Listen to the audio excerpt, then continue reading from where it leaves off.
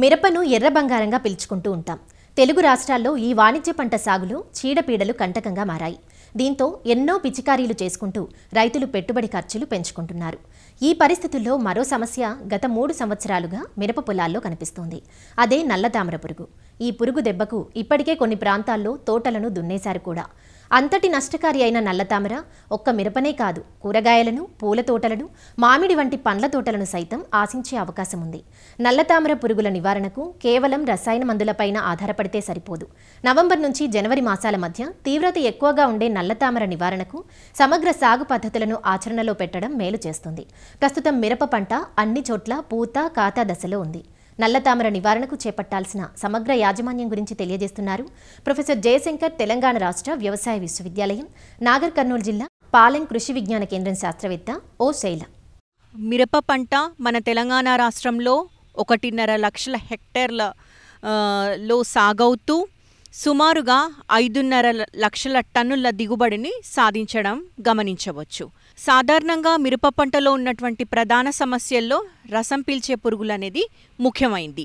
ఈ రసం పీల్చే పురుగుల్లో కూడా తామర పురుగులు ప్రధాన పాత్ర వహిస్తూ ఉన్నాయి. ఈ తామర పురుగుల్లో మామూలుగా 2-3 రకాలున్నాయి. కాకపోతే ప్రస్తుత వాతావరణ పరిస్థితుల్లో మనము గమనిస్తున్నటువంటి ముఖ్యమైనటువంటి నల్ల తామర పురుగు, దీన్ని త్రిప్స్ పార్వీస్ స్పైనస్ అంటారు. నల్ల తామర పురుగుల్ని గనక మనం గమనించినట్లయితే ఇవి మొక్క యొక్క ఆకులను, పూతను మరియు కాయలను ఆశిస్తూ ఉంటుంది. ఆకులను గనక ఇవి ఆశించినట్లయితే ఇవి ఆకులన్నీ గిడసబారిపోయి ముడతలు పడి ఆకులు ముడుచుకుపోవడం లాంటివి మనం గమనిస్తూ ఉంటాము. అంతేకాకుండా పూలను గనక ఆశించినట్లయితే దాని ఉపరితలాన్ని గోకి రసాన్ని పీల్చడం వల్ల గోధుమ రంగులోకి మారిపోయి ఎండిపోయి రాలిపోయి ఇంకా కాయ అనేది రాదు. ఒకవేళ కాయలపైన గనక ఆశించినట్లయితే కాయలపైన ఉన్నటువంటి రసాన్ని పీల్చడం వల్ల కాయలన్నీ దగ్గరగా ముడుచుకొని పోయి గిడసబారిపోయి ఇటుక రంగు మచ్చలు దానిపైన ఏర్పడి వాటి నాణ్యత అనేది చాలా దెబ్బతినడం మనం గమనిస్తూ ఉంటాము. ప్రస్తుతము ఇది వివిధ రైతు పొలాల్లో దీని యొక్క ఉధృతి అధికంగా ఉన్నట్లు గమనించవచ్చు. సాధారణంగా నవంబరు చివరి వారం నుండి ఈ డిసెంబరు మాసాల్లో దీని ఉధృతి బాగా ఎక్కువగా ఉంటుంది.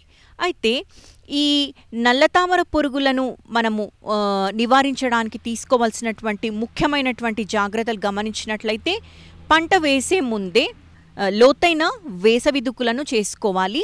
దీనివల్ల ఉన్నటువంటి కోశస్థ దశలు ఎండపడి నాశనమై చనిపోతాయన్నమాట. నేల శుద్ధి కూడా చాలా ముఖ్యమైనటువంటి ప్రక్రియ. ఇది పంట మొదట్లోనే దుక్కు చేసుకునేటప్పుడే వేపపిండి లేదంటే పశు ఎరువు, ఇవన్నీ ట్రైకోడర్మా విరిడి, వీటితో నేల శుద్ధిని చేసుకున్నట్లయితే సమస్య నుంచి కొంతవరకు నివారించుకునేటువంటి అవకాశాలున్నాయి. ఇంకా అంతేకాకుండా ముఖ్యంగా విత్తన శుద్ధి అనేది ప్రధానమైనటువంటి ప్రక్రియ. అయితే ఈ విత్తన శుద్ధిలో 1 కేజీ విత్తనానికి 10 గ్రాముల ఇమిడాక్లోప్రిడ్ మందును కలుపుకొని విత్తన శుద్ధి చేసుకోవాలి. లేదంటే నారును గనక తీసుకున్నట్లయితే 5 గ్రాముల ఇమిడాక్లోప్రిడ్ని 10 లీటర్ల నీటిలో కలుపుకొని నారును 10 నుంచి 15 నిమిషాలు నానబెట్టుకొని ఆ తర్వాత నాటుకున్నట్లయితే మనము మొదట్లో పంట తొలి దశలో ఆశించేటువంటి తామర పురుగులే కానీ వేరే రసం పీల్చే పురుగుల నుంచి మనం పంటను కాపాడుకోవచ్చు. అదే కాకుండా పంట లోపట ఎప్పుడైనా కలుపు లేకుండా చూసుకోవాలి. పొలమంతా పొలం గట్లు శుభ్రంగా ఉండేటట్టు చూసుకోవాలి. అంతర పంటలుగా జొన్న లేదా మొక్కజొన్నను వేసుకోవచ్చు. రక్షక పంటలుగా జొన్న, సజ్జ లేదంటే మొక్కజొన్నలుగా వేసుకోవచ్చు. ఇంకా అదే కాకుండా జీవ నియంత్రణ కారకాలైనటువంటి బవేరియా బెసియానా, లెకానిసిలియం లెకాని అనేటువంటి దాన్ని 5 గ్రాములు లీటర్ నీటికి కలుపుకొని పిచికారీ చేసుకోవాలి.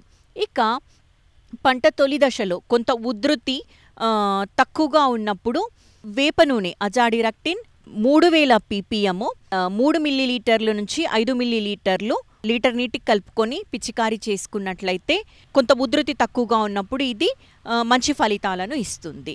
అంతేకాకుండా సామూహికంగా గనక ఈ యొక్క పురుగును నివారించుకోవాలి అనుకున్నట్లయితే 1 ఎకరానికి 40 నుంచి 50 తెలుపు మరియు నీలిరంగు జిగురు అట్టల్ని అమర్చుకున్నట్లయితే కొంతవరకు దీని యొక్క ఉధృతిని నివారించే అవకాశం ఉంటుంది. ఇకపోతే చివరగా రసాయనాల పిచికారీ చేసే ముందు తీసుకోవాల్సినటువంటి కొన్ని జాగ్రత్తలను చూసుకున్నట్లయితే, మొదటగా సిఫారసు చేసినటువంటి మందులను మాత్రమే పిచికారీ చేసుకోవాలి.